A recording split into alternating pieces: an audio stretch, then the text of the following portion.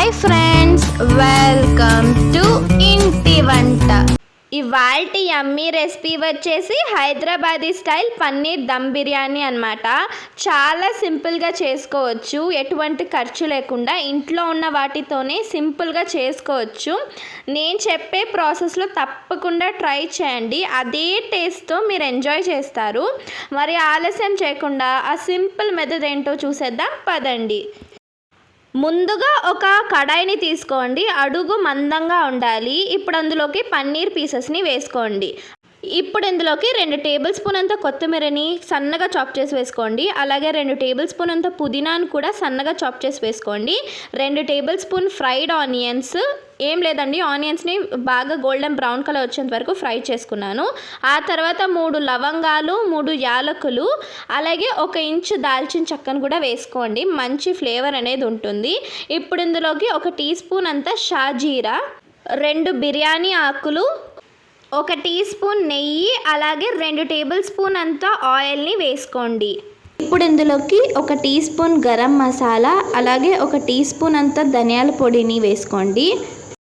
ఇప్పుడు ఇందులోకి 1 tea spoon జీలకర్ర పొడి, 1 టీ స్పూన్ కారం వేసుకొని రుచికి సరిపడా కొంచెం సాల్ట్ని కూడా వేసుకోండి.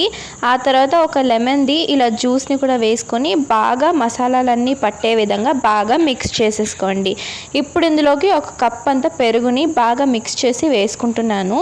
దీన్ని కూడా బాగా మిక్స్ చేసుకొని ఒక 1 అవర్ పాటు రెఫ్రిజిరేట్ చేయండి. ఇలా స్ప్రెడ్ చేసి రెఫ్రిజిరేట్ చేయండి. ఆ తర్వాత మరో పక్కన స్టవ్ ఆన్ చేసుకొని ఒక కడాయి పెట్టుకొని 2 లీటర్ల వాటర్ని బాగా మరిగించుకోండి.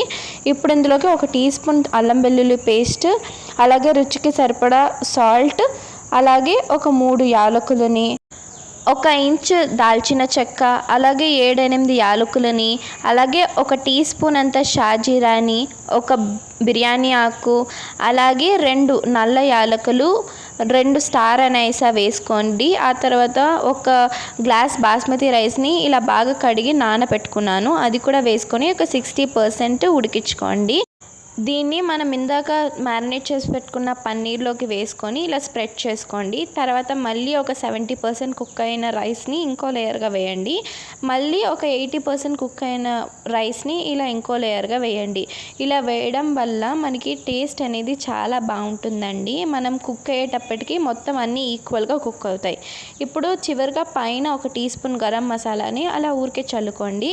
అలాగే మనం ఇందాక ఫ్రై చేసి పెట్టుకున్న ఫ్రైడ్ ఆనియన్స్, అలాగే కుంకుమ పువ్వు పాలని కూడా వేసుకోండి కలర్ కోసం. ఆ తర్వాత ఇప్పుడు దీనిపైన ఇలా టిష్యూస్ వేసుకొని ఒక 8 నిమిషాలు మీడియం ఫ్లేమ్లో కుక్ చేసుకొని ఆ తర్వాత 6 నిమిషాలు లో ఫ్లేమ్లో కుక్ చేసుకుంటే మనకి చక్కగా దమ్ అవుతుంది. ఆ తర్వాత వెంటనే కదపకుండా కొంచెం చల్లారాక మిక్స్ చేసుకుని సర్వ్ చేసుకుంటే అంతే అన్నమాట. మీరు కూడా ఈ రెసిపీని తప్పకుండా ట్రై చేయండి. Thank you for watching. Please like, share and subscribe to my channel.